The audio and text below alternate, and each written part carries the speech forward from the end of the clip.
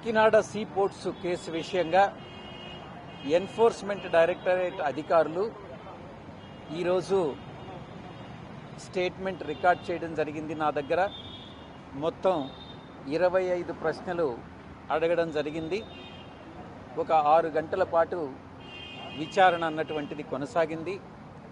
ప్రధానంగా కేవీ రావు అంటే కర్నాటి వెంకటేశ్వరరావు ఇచ్చినటువంటి కంప్లైంట్ ఆధారంగా ఏపీ సిఐడి వాళ్ళు ఏదైతే ఎఫ్ఐఆర్ రిజిస్టర్ చేశారో ఆ రిజిస్టర్ చేసినటువంటి ఎఫ్ఐఆర్ ఆధారంగా ఈ యొక్క ప్రశ్నలన్నింటినీ కూడా అడగడం జరిగింది. ప్రధానంగా కేవీ రావు చేసినటువంటి ఆరోపణలు, నేను కేవీ రావుకి మే మాసం 2020 సంవత్సరంలో ఫోన్ చేసి విక్రాంత్ రెడ్డి అనేటటువంటి వ్యక్తి వస్తాడు, అతనితో మీరు కాకినాడ సీ పోర్ట్స్ విషయం మాట్లాడండి అని చెప్పినట్లుగా ప్రధానమైనటువంటి ఆరోపణ. రెండవ ఆరోపణ, Ranganathan and company chartered accountants, Sridhar and సంతానం చార్టర్డ్ అకౌంటెంట్స్, ఈ 2 ఫర్మ్స్ని నా నామినీస్ కింద నేను ఫోరెన్సిక్ ఆడిట్ కోసంగా రికమెండ్ చేసినట్టుగా రెండవ ఆరోపణ కేవీ రావు చెప్పారు. ఈ విషయంగా ఎన్ఫోర్స్మెంట్ డైరెక్టరేట్ అధికారులు అడిగినప్పుడు నేను 4 విషయాలు వాళ్ళకి చెప్పడం జరిగింది. మొదటిది, కేవీ రావు అనేటటువంటి వ్యక్తి ఎవరో నాకు తెలియదు, ఎందుకు ఈ ఆరోపణలు చేస్తున్నారన్నటువంటి విషయం నాకు తెలియదు, కేవీ రావు అనేటటువంటి వ్యక్తికి నాకు ఫ్రెండ్లీ రిలేషన్ కానీ అన్ఫ్రెండ్లీ రిలేషన్ కానీ లేదు, ఎక్కడైనా ఏదైనా మ్యారేజ్ ఫంక్షన్లో కానీ సోషల్ ఫంక్షన్లో కానీ కలిసి ఉండేటటువంటి అవకాశం ఉంటుంది. ప్రజా దర్బార్ లాంటి విషయంలో ఎంతోమంది ప్రజాప్రతినిధిగా నా దగ్గరికి వచ్చి అడిగినప్పుడు అధికారులకు ఫోన్ చేయమంటారు, లేకుంటే వ్యాపారవేత్తలకు ఫోన్ చేసి ఉద్యోగం అడుగుతారు. అలాంటివి కొన్ని కోకొల్లలు ప్రతిరోజు కూడా చాలామంది అప్రోచ్ అవుతూ ఉంటారు. ప్రతి ఒక్కరికి కూడా ఫోన్ చేయడం జరుగుతుంది. కాకినాడ సీ పోర్ట్స్ విషయంగా కేవీ రావుకి నేను ఎటువంటి ఫోను చెయ్యలేదు, విక్రాంత్ రెడ్డిని పంపిస్తానని నేను చెప్పలేదు అన్నటువంటి విషయం చాలా స్పష్టంగా చెప్పడం జరిగింది. రెండవ విషయం, కేవీ రావు ఇచ్చినటువంటి కంప్లైంట్లో ఏదైనా వాస్తవాలు ఉన్నట్లయితే కేవీ రావు అన్నటువంటి దాంట్లోనే పేరులోనే కె వెంకటేశ్వరరావు అని ఉంది కాబట్టి ఆ యొక్క వెంకటేశ్వర స్వామి దేవదేవులైనటువంటి వెంకటేశ్వర స్వామి సమక్షంలో కేవీ రావుని తిరుమలకి రమ్మనండి, నేను కూడా తిరుమలకి వెళ్తాను, ఆయన ఇచ్చినటువంటి ఫిర్యాదులో అంశాలను కరెక్టు అని చెప్పి స్వామివారి ముందు చెప్పమని చెప్పండి, ఆ అంశాలు ఆయన ఇచ్చినటువంటి ఫిర్యాదులో ఆ అంశాలు కానీ కరెక్ట్ అయినట్లయితే నేను నా యొక్క ఆరోగ్యం దెబ్బతింటుంది, దేవుడు నన్ను పనిష్ చేస్తాడు. అదే ఇచ్చినటువంటి ఫిర్యాదులో అవి అవాస్తవాలు అన్నట్లయితే కేవీ రావు అనేటటువంటి వ్యక్తి దేవుడు శిక్షిస్తాడు అన్నటువంటి విషయాన్ని చెప్పడం జరిగింది. ఇక రెండవ అంశం, కేవీ రావు చెప్పినట్లుగా మే మాసం 2020 సంవత్సరంలో నేను కేవీ రావుకి కానీ ఫోన్ చేసి ఉన్నట్లయితే మీరు కాల్ రికార్డ్స్ అంటే సిడిఆర్ కాల్ డేటా రికార్డ్స్ని తెప్పించండి, అది వెరిఫై చేసి నేను కేవీ రావుకి కానీ ఫోన్ చేసినట్లయితే నేను చేసినటువంటి తప్పు నేను ఒప్పుకుంటాను, నాకు తెలిసి నేను కేవీ రావుకి ఈ విషయంగా ఫోను చేయలేదు అన్నటువంటి విషయాన్ని చాలా స్పష్టంగా చెప్పడం జరిగింది. మరొక అంశం, కేవీ రావు చెప్పేదే కానీ కరెక్ట్ అయితే కేవీ రావుని పిలవండి, కేవీ రావుని నన్ను ఎగ్జామిన్ చేయమనండి, నేను కేవీ రావుని క్రాస్ ఎగ్జామిన్ చేస్తాను, ఈ క్రాస్ ఎగ్జామినేషన్లో విచారణలో మీ సమక్షంలో జరిగేటటువంటి ఈ యొక్క క్రాస్ ఎగ్జామినేషన్లో వాస్తవాలు ఏందనేటటువంటివి బయటపడతాయి. కాబట్టి మా ఇద్దరికి క్రాస్ ఎగ్జామినేషన్ అన్నటువంటిది మీరు అరేంజ్ చేయండి అన్నటువంటి విషయాన్ని నేను చెప్పడం జరిగింది. ఇక ఈ యొక్క రెండవ అంశం, chartered accountancy firm Ranganathan and company, Santhanam and కంపెనీని, శ్రీధర్ అండ్ సంతానంని ఎవరు పరిచయం చేశారు ప్రభుత్వానికి అన్న విషయానికి వచ్చినప్పుడు, ప్రశ్నించినప్పుడు నేను ఒక్కటే చెప్పాను, ఆంధ్ర రాష్ట్ర ప్రభుత్వంలో నేను భాగస్వామిని కాదు, నాకు తెలియదు. ఈ యొక్క కాకినాడ సీపోర్ట్స్ వ్యవహారానికి, షేర్ ట్రాన్స్ఫర్ విషయానికి నాకు ఎటువంటి సంబంధం ప్రత్యక్షంగా కానీ పరోక్షంగా కానీ నాకు లేదు అన్న విషయాన్ని చాలా స్పష్టంగా చెప్పడం జరిగింది. ఎన్ఫోర్స్మెంట్ అథారిటీస్ ఏం చెప్పారంటే, మీకు అటువంటి సంబంధం లేనప్పుడు ఫిర్యాదుదారు ఎలా ఫిర్యాదు చేస్తారు? ఏదో ఒక రకమైనటువంటి సంబంధం ఉంటేనే కదా ఆ ఫిర్యాదు వస్తుంది. ఒక ఫిర్యాదుదారుడు ఫిర్యాదు చేసినప్పుడు ఇనీషియల్ ఓనస్ బాధ్యత, దాన్ని రిబట్ చేసేటటువంటి బాధ్యత మీ మీద ఉంటుంది కదా. మీరు దాన్ని ఎలా మీరు సంజాయిషి ఇస్తారు? ఆ బాధ్యతను మీరు ఎలా బయటపడతారు? ఆ ఇనీషియల్ ఓనస్ అన్నదాన్ని మీరు ఎలా డిశ్చార్జ్ చేస్తారు అన్నటువంటి విషయాన్ని ప్రశ్నించడం జరిగింది.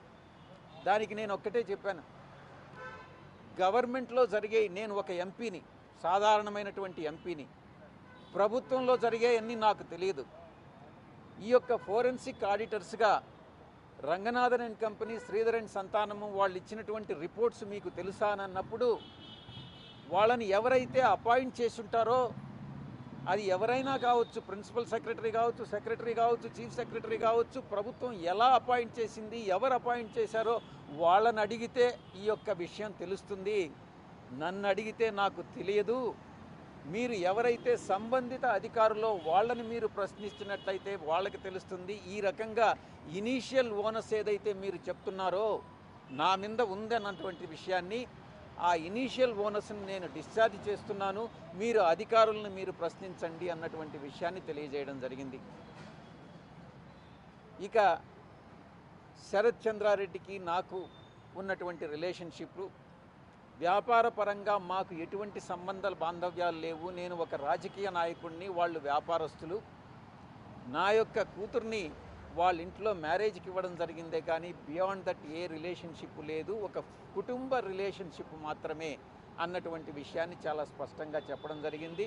కాకినాడ సీపోర్టు విషయం నాకు మొట్టమొదటి నుంచి ఇప్పటి వరకు మీరు సమ్మన్ చేసేంత వరకు కూడా, లుక్అవుట్ నోటీస్ ఇచ్చేంత వరకు కూడా నాకు తెలియదు అన్నటువంటి విషయాన్ని చాలా స్పష్టంగా చెప్పాను. ఇక లుక్అవుట్ విషయంకి వస్తే, ఈ యొక్క లుక్అవుట్ విషయం నేను ఢిల్లీ హైకోర్టులో ఛాలెంజ్ చేసినప్పుడు ఇమ్మిగ్రేషన్ అథారిటీస్ని, అటు ఏపీసీఐడిని పార్టీగా చేయడం జరిగింది. ఇమ్మిగ్రేషన్ అథారిటీసు ఆర్గ్యుమెంట్ చేసేదానికి బదులుగా కోర్టులో ఏపీసీఐడి ఈ యొక్క కోర్టుకు జ్యూరిస్డిక్షన్ లేదు, ఏపీ హైకోర్టుకి పిటిషనర్ అప్రోచ్ కావాలి అన్నటువంటి ఆర్గ్యుమెంట్ని, వితండమైనటువంటి ఆర్గ్యుమెంట్ చేయడం జరిగింది. అప్పుడు జడ్జి గారు ఏపీసీఐడిని కూడా దీనిలో పార్టీ చేసి ఏపీసీఐడికి సమ్మన్స్ ఇచ్చి జనవరి 15వ తారీఖు ఈ ఢిల్లీ హైకోర్టుకి ఎలా జ్యూరిస్డిక్షన్ లేదు అన్న దాని మీద నేను ఆర్గ్యుమెంట్స్ వింటాను, ఢిల్లీ హైకోర్టుకి జ్యూరిస్డిక్షన్ ఉంటే మేము అడిక్వేట్ ఆర్డర్స్ పాస్ చేస్తాము, తగినటువంటి ఆర్డర్స్ పాస్ చేస్తాము అన్నటువంటి విషయాన్ని చెప్పడం జరిగింది. ఇక కేవీ రావు విషయంకి వస్తే, ఈ ఫిర్యాదు ఏదైతే ఇచ్చాడో ఆ ఫిర్యాదు తప్పుడు ఫిర్యాదు అని కానీ ప్రూవ్ అయితే ఆ కేసుని ఏపీ గవర్నమెంట్ విత్డ్రా చేసుకున్నా, లేకుంటే కోర్టు ఈ ఫిర్యాదు తప్పుడు ఫిర్యాదునని కానీ చెప్పినా, కేవీ రావు అనేటటువంటి వ్యక్తి మీద అటు సివిల్ డిఫమేషన్, క్రిమినల్ డిఫమేషన్ రెండింటినీ కూడా వేయడం జరుగుతుంది అన్నటువంటి విషయాన్ని చాలా స్పష్టంగా ఎన్ఫోర్స్మెంట్ డైరెక్టరేట్ అథారిటీస్కి నేను చెప్పడం జరిగింది. ఎందుకంటే నేను ఈ యొక్క దీంట్లో ఎటువంటి ప్రత్యక్షంగా కానీ పరోక్షంగా నా ఇన్వాల్వ్మెంట్ లేదు అని ప్రూవ్ చేసుకోవాలనంటే కేవీ రావు మీద డిఫమేషన్ వేయాలి అన్నటువంటి విషయాన్ని నిర్ణయానికి వచ్చి ఎన్ఫోర్స్మెంట్ అథారిటీస్కి కూడా నేను ఇంటిమేషన్ ఇవ్వడం జరిగింది, నేను చెప్పడం జరిగింది. ఎన్ఫోర్స్మెంట్ అథారిటీస్ ఇంకొక అడుగు ముందుకేసి గతంలో 22 సంవత్సరాల క్రితం 2i క్యాపిటల్ అన్నటువంటిది సండూర్ పవర్లో ఇన్వెస్ట్ చేసినటువంటి కేసు ఇంకా అపరిష్కృతంగా అలాగే ఉంది. దాని గురించి మీరేం చెప్తారు, మీరు దానిలో డైరెక్టర్ కదా అన్నటువంటి విషయాన్ని పదే పదే గుచ్చి అడగడం జరిగింది. దాని గురించి నేను ఒకటే చెప్పాను, 22 సంవత్సరాల క్రితం జరిగినటువంటి ట్రాన్సాక్షన్ని ఈరోజు మీరు నన్ను అడిగితే నేను ఏమీ చెప్పలేను. రికార్డ్స్ వెరిఫై చేసి దాని విషయంగా మళ్ళీ కానీ మీరు పిలిస్తే నేను వచ్చి ఏదైనా చెప్పగలను అన్నటువంటి విషయాన్ని చెప్పి వాళ్ళు అడిగినటువంటి 25 ప్రశ్నలకి సమాధానం చెప్పి, విక్రాంత్ రెడ్డి నీకు తెలుసా అంటే, సుబ్బారెడ్డి కొడుకుగా నాకు విక్రాంత్ రెడ్డి తెలిసే కానీ సుబ్బారెడ్డితో కానీ విక్రాంత్ రెడ్డితో కానీ నాకు ఎటువంటి వ్యాపార లావాదేవీలు లేవు, ట్రాన్సాక్షన్స్ లేవు, మేమిద్దరం ఒకే రాజకీయ పార్టీలో ఉన్నామే తప్ప మాకు ఎటువంటి సంబంధ బాంధవ్యాలు లావాదేవీలు లేవు అన్నటువంటి విషయాన్ని చాలా స్పష్టంగా చెప్పడం జరిగింది. ఇది ఈరోజు మొత్తం ఎన్ఫోర్స్మెంట్ డైరెక్టరేట్ అధికారులు ప్రశ్నించినటువంటి తీరు.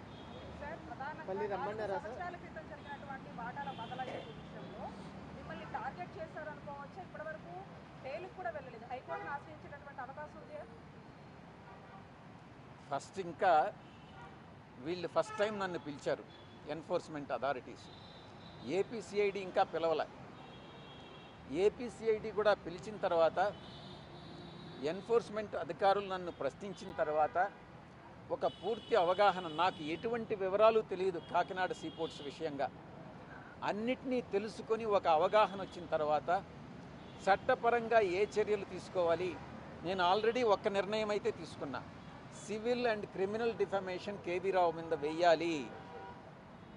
అతన్ని ఎలాగైనా సరే భగవంతుడు వెంకటేశ్వర స్వామి దగ్గరికి తీసుకెళ్ళి చెప్పినటువంటి అబద్ధాలకి అతను ఫలితం అనుభవింప చేయాలి అన్నటువంటి విషయాన్ని మాత్రం తప్పకుండా నేను నిర్ణయించుకోవడం జరిగింది. మళ్ళీ తిరిగి పిలవలేదు. ఈ విషయంగా పెద్దగా ప్రశ్నించేది ఉండదని నేను అనుకుంటున్నాను. విక్రాంత్ రెడ్డి మీకు తెలియదు అంటున్నారు. విక్రాంత్ రెడ్డి షేర్లు బదలాయించారు. నువ్వు ఏ పేపర్ నుంచి? నువ్వు ఏ పేపర్ జర్నలిస్ట్ సార్? నేను ఏది ఎక్కడ? Big TV. ఫస్ట్ నువ్వు వక్రీకరించొద్దు. వక్రీకరించేది కాదు సార్. విక్రాంత్ రెడ్డి ఏ పేపర్ అంటే పేపర్ అయితేనే సమాధానం చెప్తారా సార్? నువ్వు అడిగిన దానికి జవాబు చెప్పు. నువ్వు ఫస్ట్ అడిగింది ఏంది? విక్రాంత్ రెడ్డి నీకు తెలియదని చెప్పావనని. నేను అటు చెప్పలే. అబద్ధాలు చెప్పాకు. నువ్వు బిగ్ టీవీ అయినా స్మాల్ టీవీ అయినా నాకు అనవసరం. నువ్వు అడిగేది ప్రశ్న నువ్వు సరిగా అడిగితే నేను జవాబు చెప్తా. నేను ఒక్కటే చెప్పా, సుబ్బారెడ్డి కానీ విక్రాంత్ రెడ్డికి నాకు లావాదేవీలు లేవు, వ్యాపార లావాదేవీలు లేవు. నేను వాళ్ళు తెలియదని చెప్పలే. మేమందరం ఒకే పార్టీలో ఉన్నాం. ఎప్పుడైనా కూడా నువ్వు ఒక జర్నలిస్ట్గా నీ యొక్క బాధ్యతను మర్చిపోబాకు. నువ్వు బిగ్ టీవీ కానీ స్మాల్ టీవీ కానీ మీడియం టీవీ కానీ నాకు అనవసరం. Next Sir, are you going to quash this case? I have already explained to you that at an appropriate time, depends upon the way the case is progressing, I will take the legal recourse. Thank you very much.